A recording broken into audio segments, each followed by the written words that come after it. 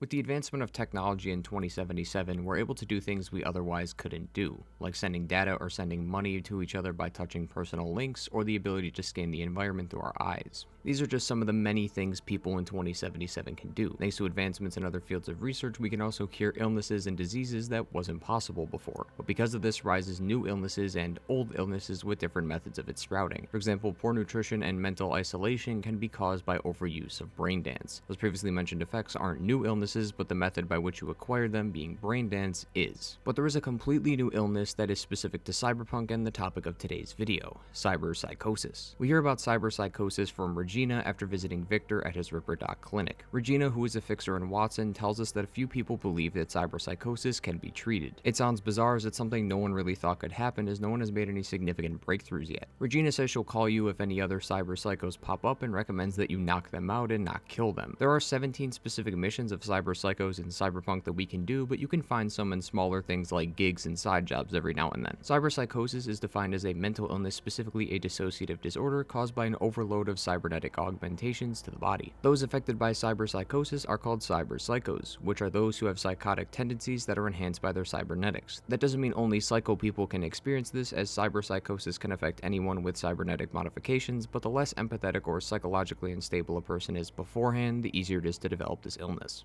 Simple things like a metal hand may not trigger it, but if your whole body is covered in cybernetic implants, then you're more likely to. For its symptoms, it can range anywhere from self-isolation of family members and friends to full-on outbursts and violent attacks. People affected by this tend to stop feeling human and become more machine. They stop doing things they enjoy, whether that's hobbies, recreational activities, or simply eating and sleeping, as well as finding human interaction very irritating. While the most common of cyberpsychos are aggressive towards people, some aren't. They could be compulsive liars or have fragmented personalities. We can see quite a few people in-game across a bunch of side missions that showcase these, from gangs to simple residents. Characters not related to cyberpsycho side quests would be Lizzie Wizzy and Adam Smasher. Lizzie isn't attacking us as there's no violent outbreaks, but is obsessed with how her body operates now and killed her lover after the first side quest we did with her. And with Adam, he does have a tendency to kill people and has a hatred for everyone in Arasaka, the company he works for. The only reason he works for them though is because they saved his life ages ago. These two don't show the typical signs of cyberpsychosis, but they seem to have the more lesser known symptoms, at least I believe so. Lizzie is becoming more and more obsessed with her metallic body, that's the part feeling more machine than human, and she also killed her ex-lover.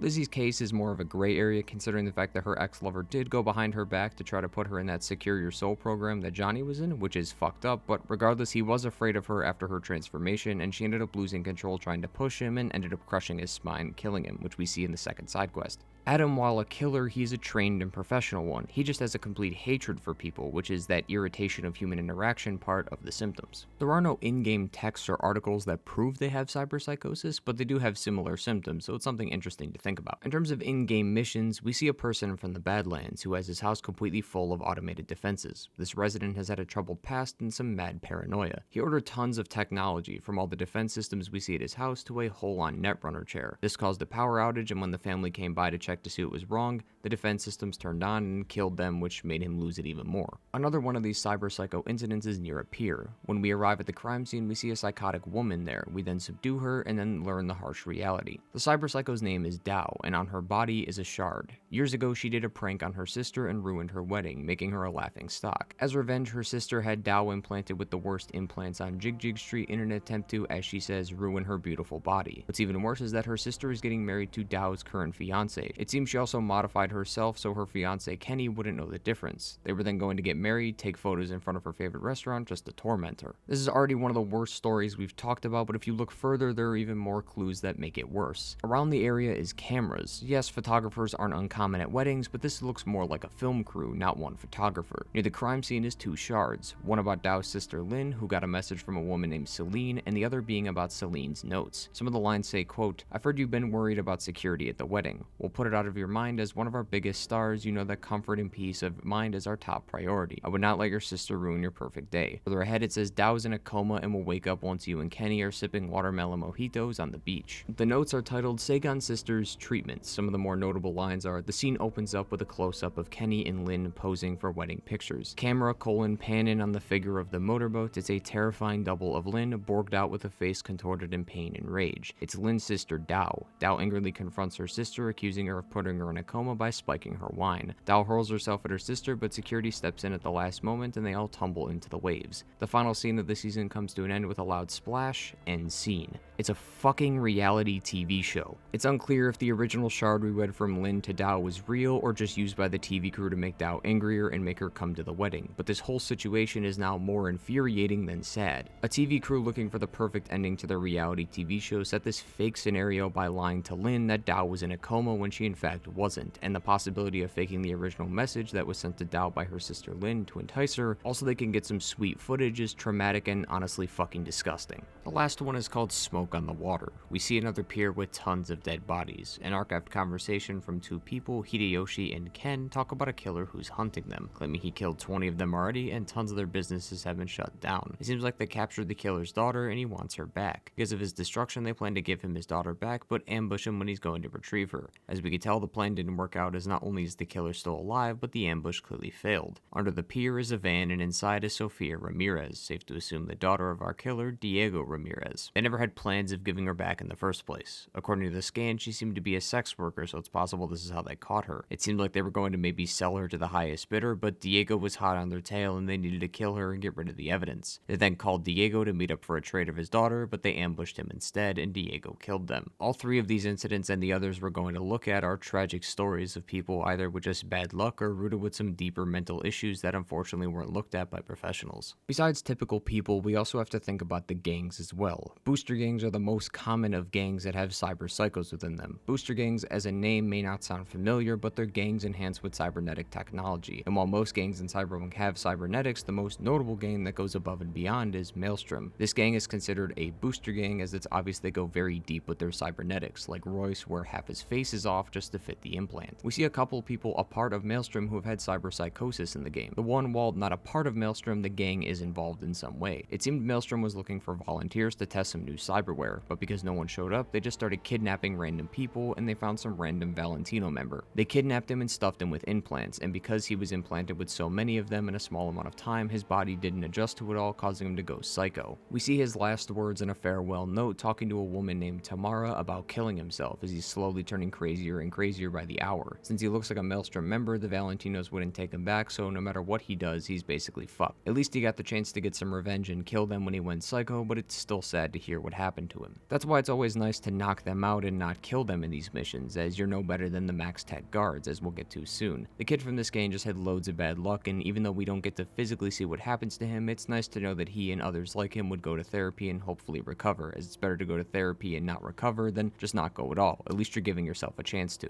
In one area off the usual beaten path at a dead end, we see a ritual scene with tons of dead Maelstrom members. As we investigate, we gain more context on the story, even get spooked by an apparition of the person who was quote-unquote sacrificed.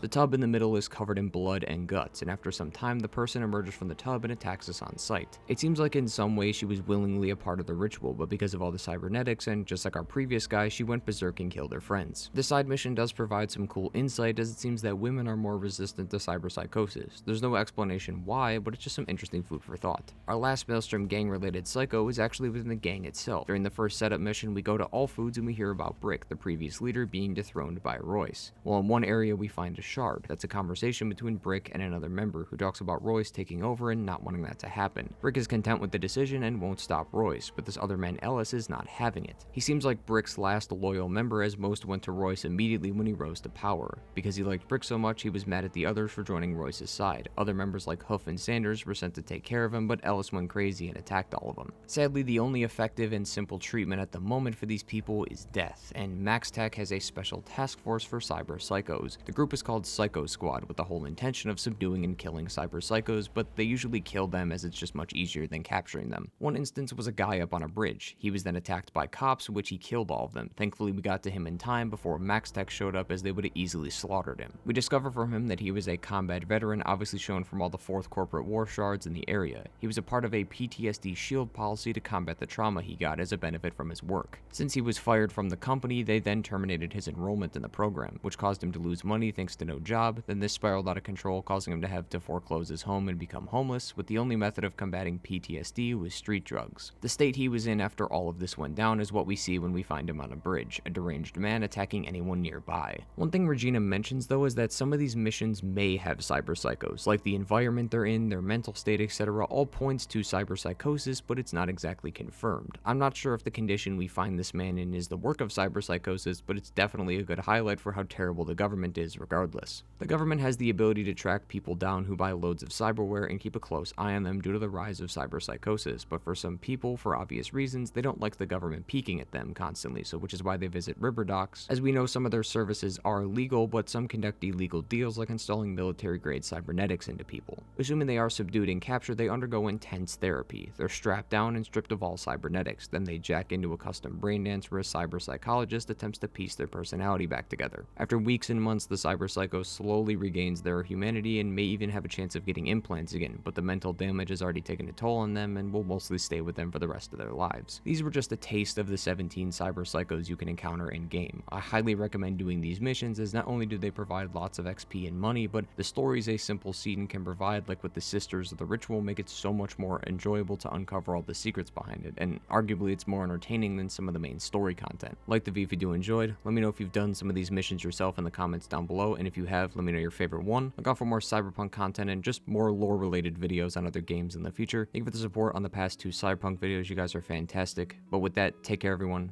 and goodbye.